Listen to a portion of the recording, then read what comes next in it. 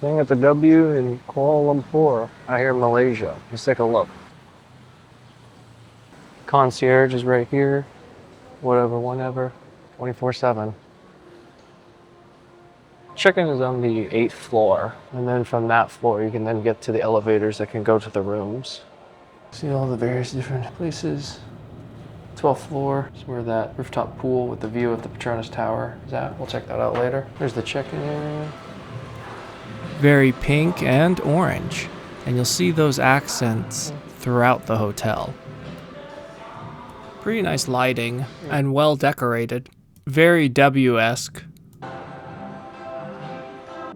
Over here is the bar area. As you can see, lots of advertising for products. And then over here are the lifts to the rooms. Just ahead is Flock. That is where the breakfast is served, as well as being the main restaurant on the 15th floor. Let me see, floor 15. And there is my room, 1511. Welcome to the W in Kuala Lumpur. So again, Marriott is really showing, honestly, the value people that have status with them. I do not get consistent upgrades with Hilton when booking the basic room. As we can see here, it's just a walk-in closet, quite sizable. Now we'll walk into the room itself. On the left here, we have your complimentary water and tea and coffee. All complimentary. They will refill it if you call it whatever, whenever, which is their concierge, their branded concierge name. Down here, we have the mini bar, not complimentary, just kind of standard paid for mini bar. Over here, more kind of mini bar goodies. You must pay for that. Got a little table here, some outlets, universal outlets, which is very nice, even Ethernet. A menu for the in-room dining.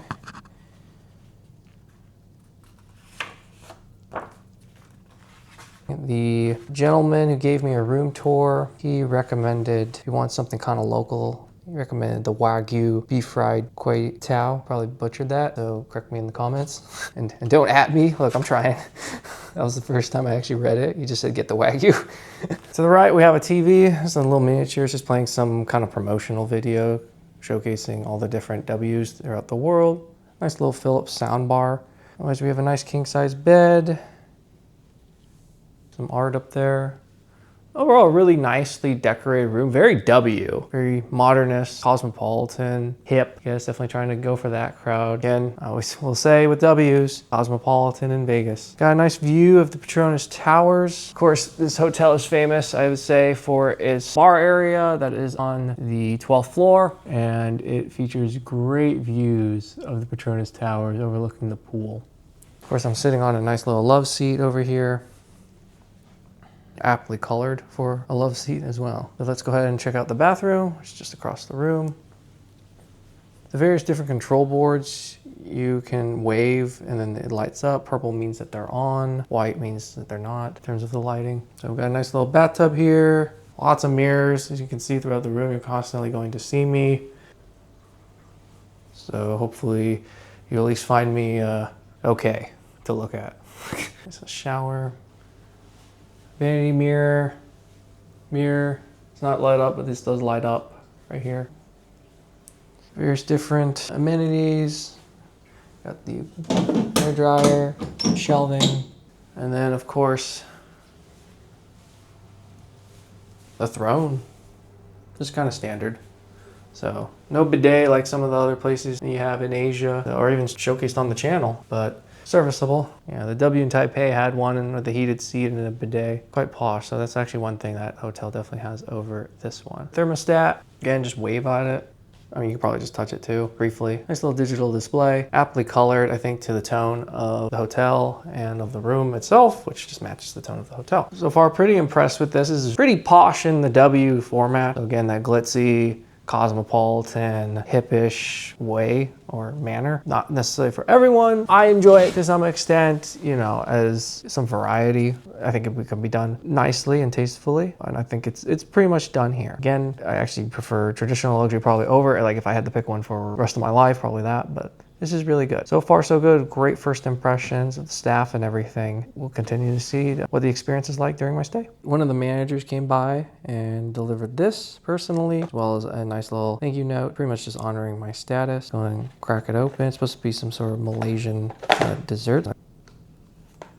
See various different flavors. You see the Sarawak pineapple, teh tarik, pandan, and rose bandang. Various different chocolates corresponding to the little sheet. We're on the 12th floor, going to the pool. This is actually the entrance or exit as well for room guests. There's another entrance and exit for normal people on the right side. Let's go. And there are the Petronas Towers. The Petronas Towers are quite impressive. You have to really see them in person. Really cool buildings. It's really in the early morning right now, but later in the day, and especially at night, it's really bustling, and you'll definitely see that. I caught some nighttime footage that you'll see later. That's where the standard entrance is.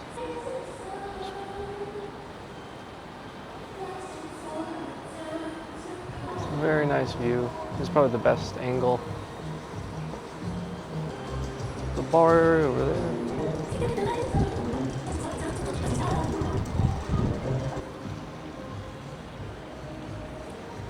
Something. It's definitely something. For having Marriott Platinum status, I was given WIP Access, which is a W important person for W hotels. From 6 p.m. to 7:30 p.m., I get 2 free drinks and some small appetizers. As a non-drinker, I ordered their fan favorite and a Pepsi Zero to take back to my room. And here are the Petronas Towers all lit up at night from that pool bar area. It's quite busy at night. So this is the fitness center.